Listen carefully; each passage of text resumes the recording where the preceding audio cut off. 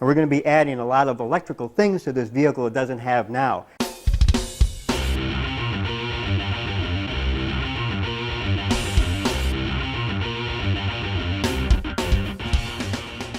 We're going to have a winch that can be operated from the front or the back of the vehicle. We're also going to have some front and rear facing halogen lights, and we're going to add some lighting to the bed as well. So we've decided to go with a dual battery system to be sure we have enough power for everything.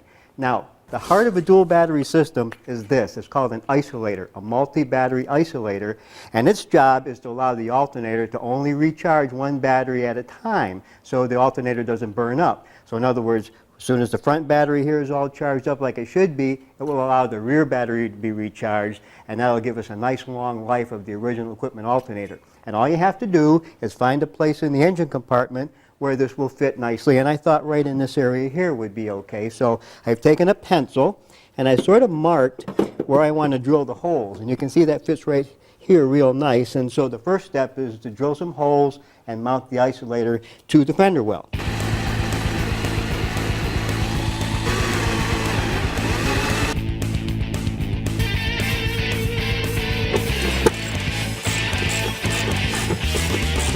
The battery we're going to use here in the back of the truck is a Deep Cycle Optima battery, and I'm going to put it into a battery box. I've got a Rubbermaid battery box, and I think the battery box is a good idea because it keeps the battery in one place, and then any circuit breakers and wiring connections that we might need to make back here will all be protected as well. And I've chosen the spot right behind this wheel well to put the battery box. It fits nicely here, and it only extends about 2 more inches out past the wheel well, so it doesn't take up very much space. Kind of thought about putting it up in the front of the box, but you know, maybe there'll be a toolbox or something up here someday. So by putting it right back here in this convenient location, close to the tailgate where the winch is going to be, I think it allows a lot more flexibility. So I'm going to drill some pilot holes and get this ready to mount.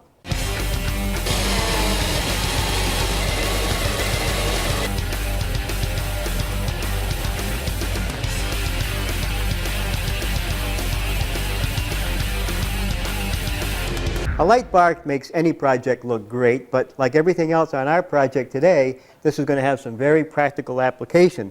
Notice that 2 of these halogen lights face forward to light up the night, and 2 of them face backwards.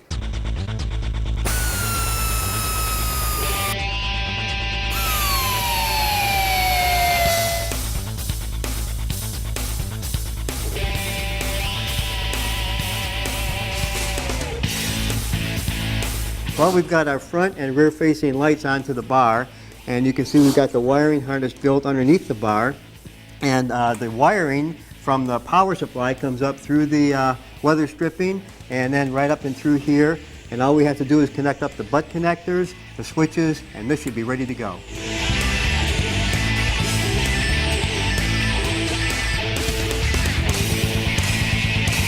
And I've already pulled the cable up through the floor. And remember, this is the one that runs along underneath the truck and goes to the isolator, battery 2 terminal of our isolator. And I'm going to put it through the hole I've pre-drilled in the bottom of the battery box. Pull it up through here. And then, remember, I've pre-drilled the holes into here, so all I have to do now is insert the 4 mounting bolts. The next step is to put the negative battery cable down through the pre-drilled hole in the frame. And then I'll attach it to the frame. And now the Optima battery. Set that right in the box where it goes. Well, now we're ready to connect the primary wiring to the new battery. Now remember, this is the wire that comes from the front of the truck, from the isolator, runs along the body underneath, and it's going to connect up to this battery. And remember, we're doing this because we want to be able to charge this battery with the alternator through the isolator when it needs charging. And then this battery will power everything that we want to power back here, like the winch, any other accessories, and the rear-facing lights. Now, one of the most important things you can do is get a circuit breaker like this one. This is a 50-amp circuit breaker, and I'm going to put it in between the wire and the battery. That way, if anything happens to the wire or any of the loads on this line, the circuit breaker will trip and it will protect everything from burning up. And then you can repair the problem, and then the circuit breaker will continue to work. It's not a fuse, it's a circuit breaker. So it'll turn off when things are bad and turn back on again when things are okay. So let's get that installed first.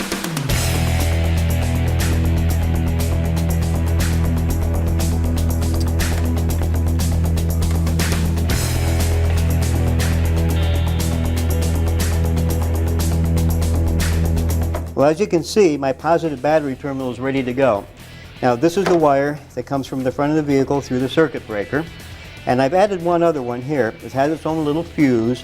And this is going to be for the bed lights I'm going to install later, because I want the lights to have their own fuse. So I just added that to the terminal.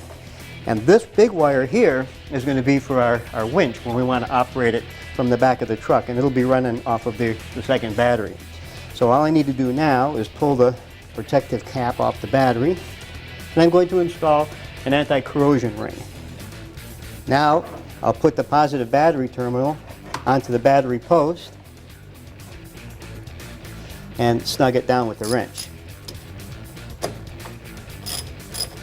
And tuck my circuit breaker and my fuses down inside the battery box.